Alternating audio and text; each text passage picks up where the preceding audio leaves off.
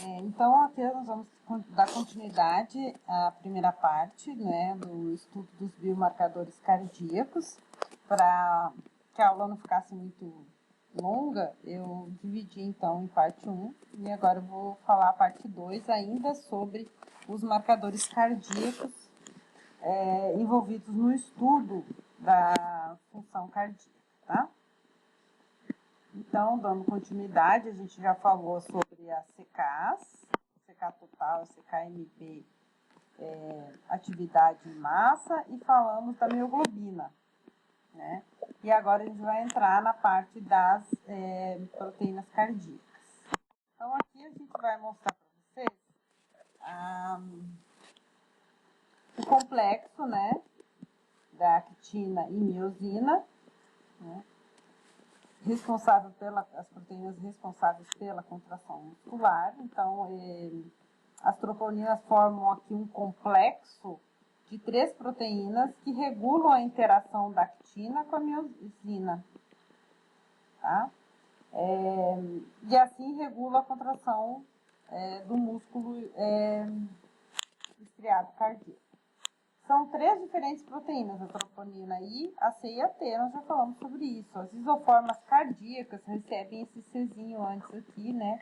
TN é troponina, C porque é cardíaca, esse Czinho, então C, T maiúsculo, N minúsculo, que significa troponina cardíaca. Aí nós temos a I e a T. Porque lembrando que a C não é considerada uma troponina cardíaca, porque ela não aumenta em resposta à lesão no músculo cardíaco, tá? Ela é aquela proteína de ligação ao cálcio e ela não se desliga do complexo aqui, então ela não fica livre para chegar ao líquido extracelular. Então, nós não consideramos ela como uma isoforma cardíaca, a gente considera a I e a T.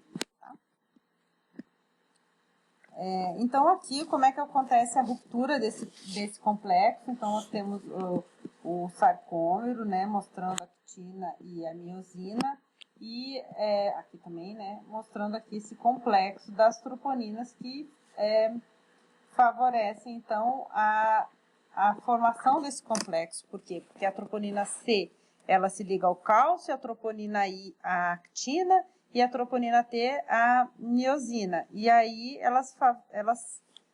através dessas ligações, elas fazem esse aglomerado, né?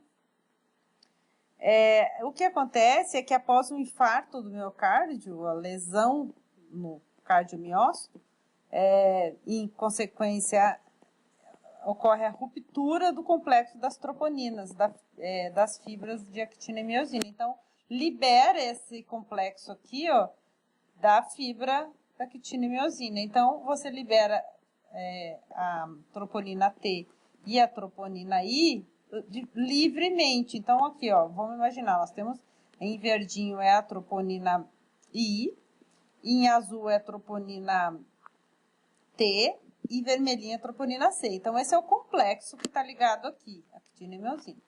Após um dano no cardiomiócito,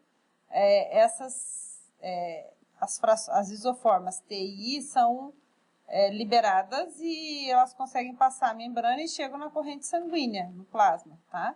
Então, nós temos aqui a troponina T, tem 39 kilodaltons, e a troponina I tem 22 kilodaltons. Então, são proteínas pequenas que conseguem chegar livremente, então, ao líquido extracelular. Então, em resposta a um dano, elas aumentam a sua concentração no plasma. Claro que essa liberação ela demora um pouco mais do que a mioglobina e as CKs, porque CKMB principalmente, porque são tanto a mioglobina quanto a CK são proteínas citoplasmáticas. Aqui ela está complexada aqui nesse complexo, né? Formando essa estrutura que, quando é rompido, libera, mas a liberação para a corrente sanguínea demora um pouquinho mais, e a gente vai ver isso exatamente quando nós formos avaliar a cinética da troponina T e I, né? Elas, primeiro, a mioglobina, ela aumenta muito mais rápido do que as troponinas, né? Então, de uma forma geral, a troponina I é o indicador mais sensível. Ela possui uma cinética um pouco parecida com a CKMB, tá? Ela aumenta praticamente junto com a CKMB, um pouquinho, né, mais tardiamente, não tão precoce como a mioglobina, mas ela se mantém no sangue elevada por mais tempo. A troponina T se mantém por um período mais prolongado ainda do que a I, tá? E ambas as proteínas se mantêm pelo menos 7 dias, tá? A troponina T, às vezes, até mais de 7 dias, 10 dias, você ainda consegue detectar níveis altos de troponina T. Tá? Aí, normalmente, 1 semana. Tá? Enquanto que a CKMB, apesar das troponinas aumentarem, terem a cinética muito parecida com a CKMB ela é negativa com 24 horas, no máximo 48, né? As troponinas, então, elas permanecem 1 semana ou até mais. Né? Então, ele é aqui considerado o melhor parâmetro para avaliar a lesão cardíaca. Por quê? Porque os genes que codificam ambas as proteínas, a troponina T e a troponina I cardíaca, são diferentes das troponinas musculares, o que permitiu o desenvolvimento de um anticorpo monoclonal específico para as troponinas cardíacas. Então, evitando uma reação cruzada com as troponinas da musculatura esquelética, por exemplo. Então, você consegue fazer um teste sorológico que detecta as troponinas, as isoformas TI cardíacas, de origem do cardiomiócito, diferente das troponinas dos demais tecidos musculares, tá? Então, por isso que ele é um teste muito específico, tá? Então, é considerado o melhor parâmetro para avaliar a lesão cardíaca, apesar de que não é um parâmetro muito precoce. Ele aumenta após 4, 6 horas da lesão. Tem uma demora para ter essa elevação, mas se mantém aumentado por um período maior de tempo, tá? Segundo a National Academy of Clinical Biochemistry, os laboratórios eles devem disponibilizar testes biomarcadores cardíacos com um tempo de resposta de até 1 hora. O ideal é 30 minutos, tá? Certo? Então, assim, vamos imaginar que você tem um laboratório dentro de um hospital que vai prestar atendimento a uma urgência e emergência. Esse laboratório ele tem que ser capaz de disponibilizar os testes de função cardíaca num tempo entre a coleta e a liberação do resultado de 30 minutos, o ideal. Podendo chegar no máximo a 1 hora, não pode passar disso. Então, de novo, aqui a gente busca aquele marcador, aquele biomarcador ideal, que seja fácil, rápido e barato, tá?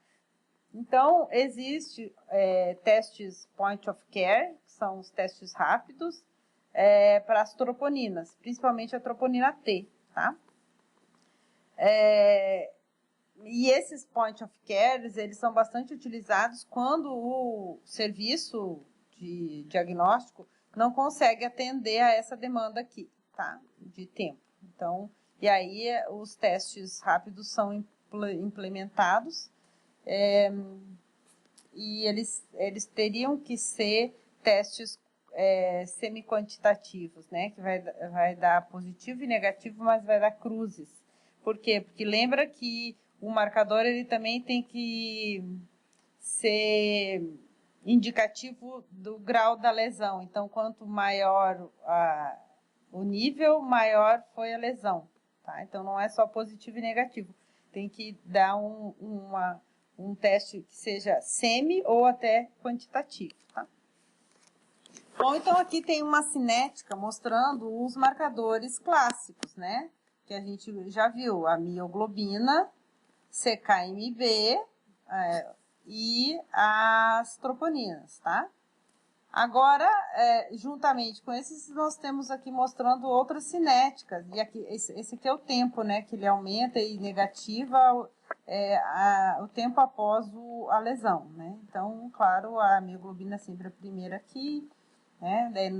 Opa, essa aqui não é mioglobina, desculpa. A mioglobina aqui, daí depois nós temos CK e a troponina que tem uma cinética muito parecida, a troponina I tem a cinética muito parecida com o CKMB. E a troponina T seria aquela que se manteria elevada por mais tempo, ela não está aparecendo aqui, não.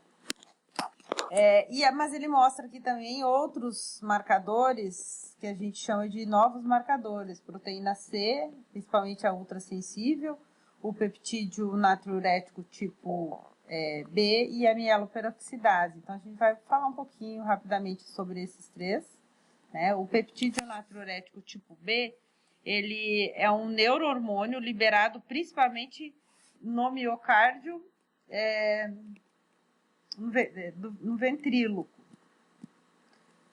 em resposta a uma sobrecarga de pressão ou volume, ou seja, toda vez que tiver um estiramento do músculo cardíaco, uma pressão maior pelo volume de sangue no coração, e ele libera esse hormônio, tá?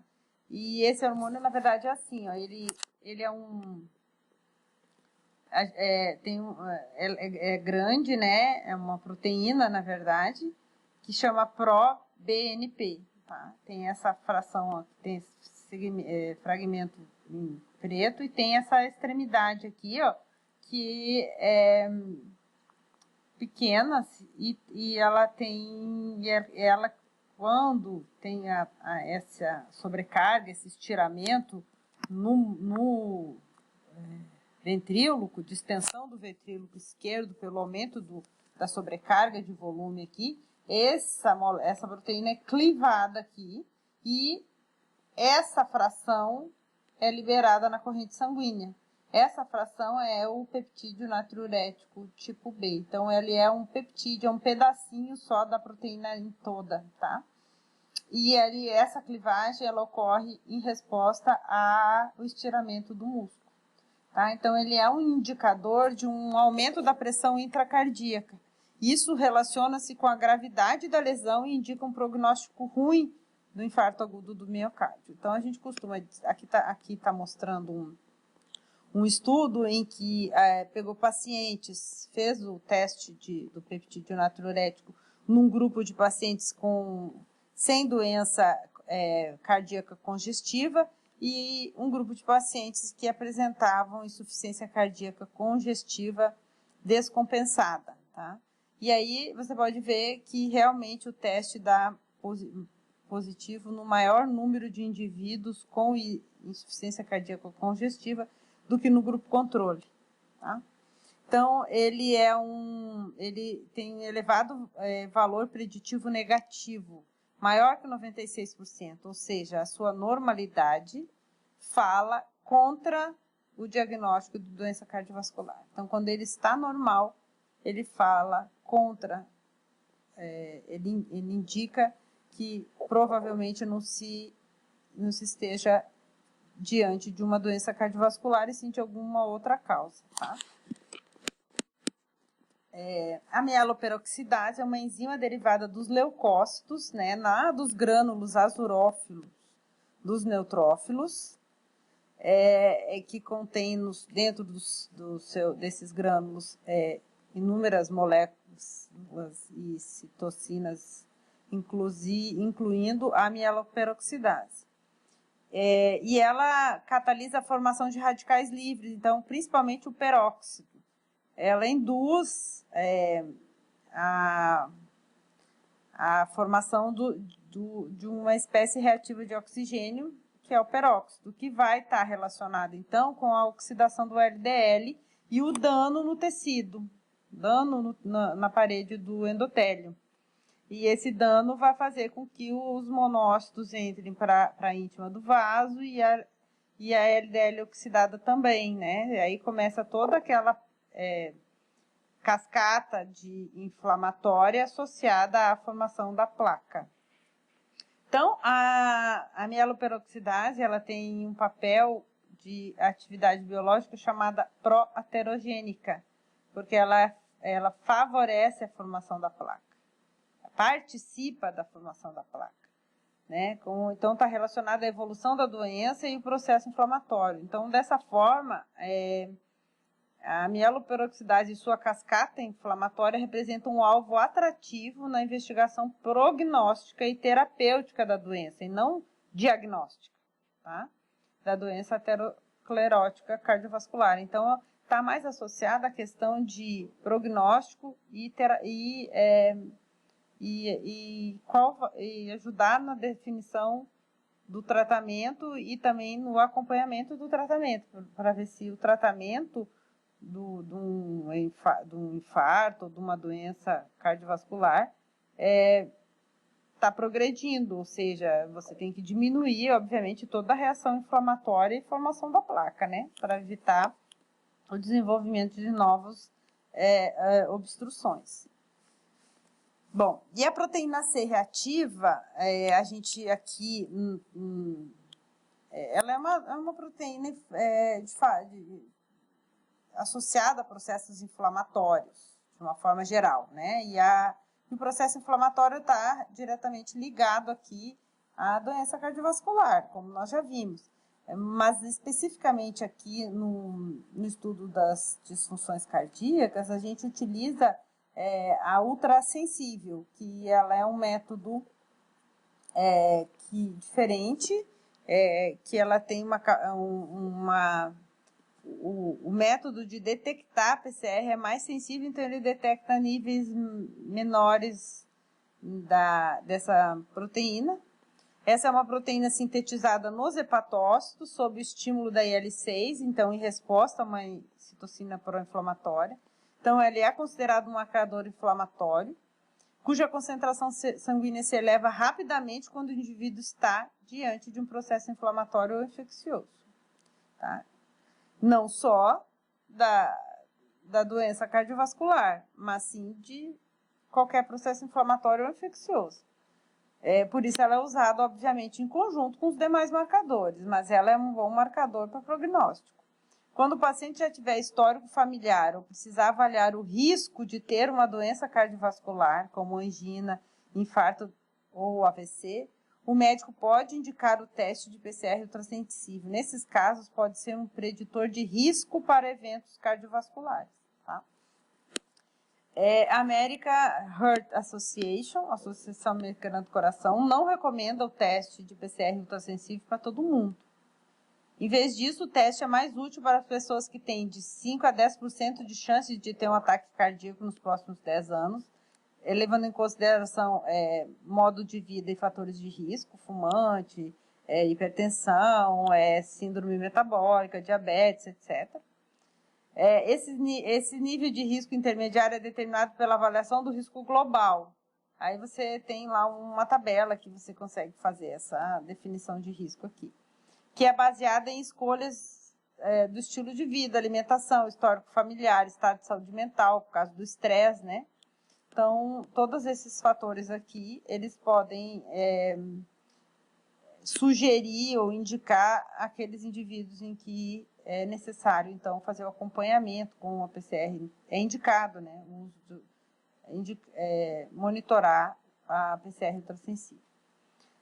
O teste também ajuda a determinar o risco de um segundo ataque cardíaco, já que as pessoas com alto nível de PCR ultrassensível que tiveram um infarto são mais propensas a ter outros eventos do que aquelas com nível normal. Isso que a gente falou, normalmente a pessoa tem um leve e depois tem outros infartos na sequência, né? Pode ser na mesma semana ou até um ano, 2 depois, né? Então, nesses casos também é bastante útil, né? Então, é um teste de prognóstico e de risco, principalmente de risco, tá? Para fazer, então, usar esse teste antes do evento, né? Ou após o evento, mas para prevenir outros. Diferente dos marcadores clássicos, que são para fazer o diagnóstico, né? Nós temos também a PCR... aqui não. Aqui, antes de falar dos próximos marcadores, aqui tem mostrando qual seria o papel da proteína C na indução de eventos cardiovasculares. Então, tem duas hipóteses aqui, né?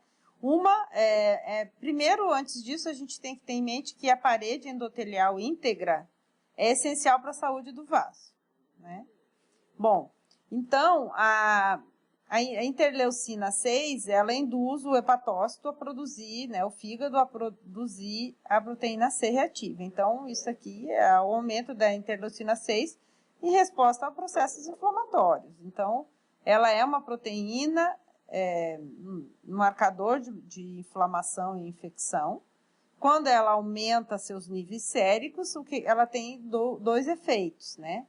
Então, ela pode desregular o balanço da coagulação e da fibrinólise. Como é que ela faz isso? A PCR, essa proteína, ela diminui a concentração do ativador de plasminogênio, que é responsável pela lise dos coágulos da parede vascular.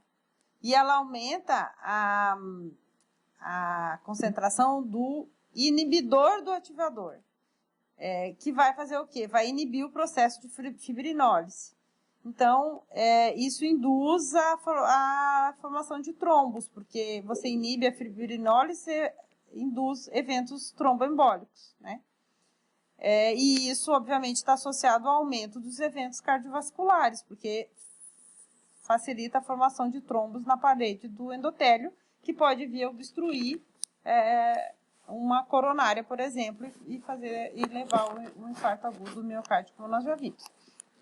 Outra corrente aqui, outra hipótese, é que a PCR ela tem um papel importante aqui na down regulation dos dióxido nítrico. Então, que resulta basicamente no aumento da expressão de moléculas de adesão, tá? Então, ela diminui a atividade dessa enzima e diminui, então faz uma down-regulação do óxido nítrico e leva ao aumento da expressão de moléculas de adesão lá no endotélio. E isso vai fazer, então, favorecer a entrada de LDL no macrófago por meio desse aumento em resposta à adesão e migração para a camada íntima do vaso, tá? Tudo isso, obviamente, então, esses efeitos levam ao aumento de eventos cardiovasculares, porque está associado àquele risco de trombose lá, tá? Bom, a proteína ultrassensível, ela é dosada, quantificada por na verdade, é a mesma PCR, que o S ou o AS significa que ela é ultrassensível, ou altamente sensível, né? Do inglês eu do português, a sigla aqui. Quando tem essa sigla aqui depois, significa que que o método usado para quantificar a PCR é a turbidimetria, que é um método que se baseia na medida da redução da transmissão aqui da luz em um meio, tá aqui tem o soro, né? E aí você incide uma luz e aí você, toda vez que o feixe de luz bater aqui nessa esfera, ele desvia. Então, menor a quantidade de luz que vai chegar aqui. Quanto mais moléculas tiverem aqui, mais ele vai desviar essa luz e menor vai ser a intensidade da luz que chega no detector. é diferente da colorimetria que lê absorbância, né? Então, a turbidimetria ela é considerada muito mais sensível, tá? E o que acontece aqui, essas esferas nada mais são do que bolinhas de látex que estão ligadas a anticorpos anti-PCR. Então, esses anticorpos se ligam às proteínas no momento da incubação, da realização do teste. Aí você induz a formação de um complexo antígeno-anticorpo na superfície dessas esferas. Então, quanto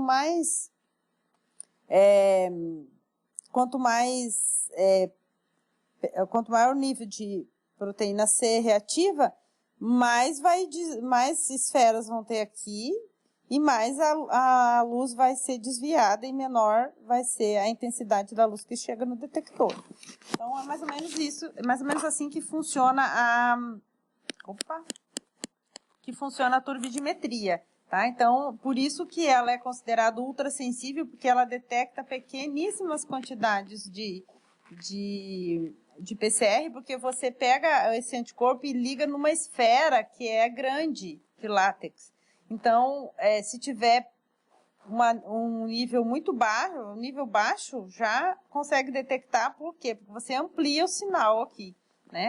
A luz vai incidir, vai desviar e vai favorecer a detecção. Então, esse método é um método bem mais sensível. Por isso a gente chama PCR ultrassensível. Então, nos casos de utilização da proteína C na cardiologia, é aceito apenas quando se utiliza a turbidimetria, tá? Porque é um teste bastante sensível e vai detectar esses pequenos aumentos. Bom, de uma forma geral, então, os novos biomarcadores, que são todos esses, mieloperoxidase, peptídeo natriurético, e quem mais que a gente falou? Peptídeo natriurético, mieloperoxidase, tá aqui. Tá. Eles são apenas propostas futuras para ser utilizado. Atualmente, o que se usa é CKMB massa, troponina I e T e a mioglobina. Tá? O que está em desuso é a ST, LDH, atividade, CKMB atividade, CK total, esses marcadores não são mais aceitos, tá? Então, o que é aceito? CKMB massa, aquele que usa anticorpos monoclonais, troponina I, T e a mioglobina, tá? E aí, agora, tem essas sugestões de uso de albumina modificada pela isquemia, glicogênio fosforilase isoenzima ABB, proteína de ligação ao ácido graxo, peptídeo de fibrina, além desses que a gente falou, como aqui para vocês, né? Cadê eles? Mieloperoxidase, peptídeo natriurético e a proteína C ultrassensível, tá? Bom, o que a gente sabe é que tanto a inflamação quanto o estresse oxidativo têm sido associados aos diversos estágios de desenvolvimento da placa. Desde o depósito de lipídios, de LDL oxidado, até a ruptura da placa e liberação do trombo e obstrução do fluxo, com a isquemia e necrose da célula do cardiomiócito. E, então, inúmeros estudos epidemiológicos têm avaliado marcadores inflamatórios e de estresse oxidativo, então não só a inflamação, mas também marcadores de estresse. Porque nós vimos que as espécies reativas de oxigênio que oxidam o LDL e desencadeiam toda aquela reação inflamatória no subendotélio. Então, preditores de risco para a doença cardiovascular poderiam ser, não para diagnóstico, mas predição de risco, né? Poderiam ser marcadores inflamatórios e estresse oxidativo. Aí tem uma proposta de inúmeras moléculas, né? IL-6, TNF-alfa, mieloperoxidase, colina, o peptídeo natriurético, tem, olha só, inúmeras, tá? Umas são citosinas pró-inflamatórias, outras avaliam a ruptura da placa, umas são de fase aguda da inflamação, isquemia, outras avaliam necrose, outras disfunções do miocárdio, né? Lembra lá do peptídeo natriurético, em resposta a estiramento do músculo cardíaco. Então, cada uma indica alguma etapa dessa desregulação que culmina com a doença cardiovascular, né? Mas esses são apenas propostas. Então, aí nós temos também, por exemplo, o ácido úrico. O ácido úrico também, às vezes, está associado na triagem, né, de risco. Porque o ácido úrico é o produto final do catabolismo das purinas, lá do DNA. Então, em humanos, ele apresenta associação clássica com desenvolvimento de gota. Entretanto, recentemente, tem evidências clínicas e epidemiológicas que a hiperuremia pode ser um fator de risco para a doença cardiovascular e também para a síndrome metabólica, bem como hipertensão arterial, podendo, então, ser útil na avaliação do risco cardiovascular. Então, pacientes que têm aumento do ácido úrico têm um risco maior de desenvolver doença cardiovascular, síndrome metabólica e eles frequentemente têm também associado uma hipertensão. Além disso, o ácido úrico tem envolvimento, então, com o estresse oxidativo, que faz parte de toda essa síndrome aqui de desregulação. Tá? Então, era isso que eu queria mostrar para vocês. Nós temos os marcadores clássicos, tem os que não se usam mais, e nós temos, então, propostas futuras, além daqueles, né, mieloperoxidase, PCR ultrassensível e peptídeo natriurético, já vem sendo utilizado na rotina como em associação com os clássicos, já vem se usando esses novos marcadores.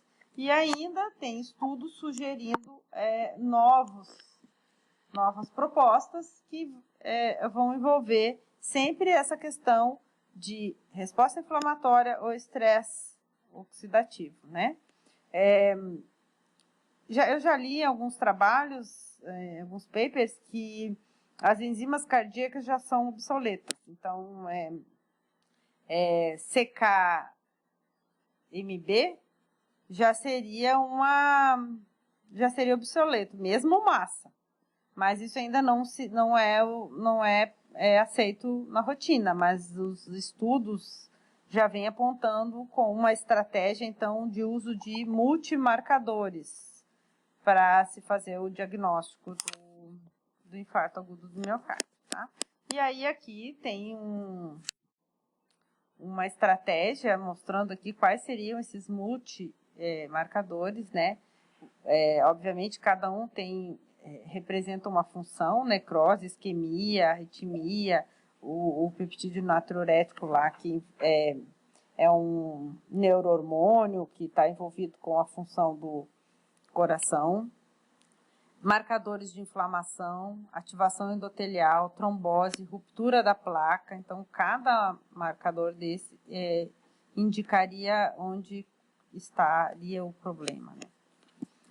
Então, com relação a estudo da função cardíaca, o que eu queria mostrar para vocês é isso, tá? Então, o que a gente tem atualmente ainda é muito pouco, né? Mas é com isso aqui que se faz. Então, os marcadores cardíacos clássicos são esses aqui, associado então com eletrocardiogramas e os sinais do paciente são usados para diagnóstico do infarto agudo do miocárdio.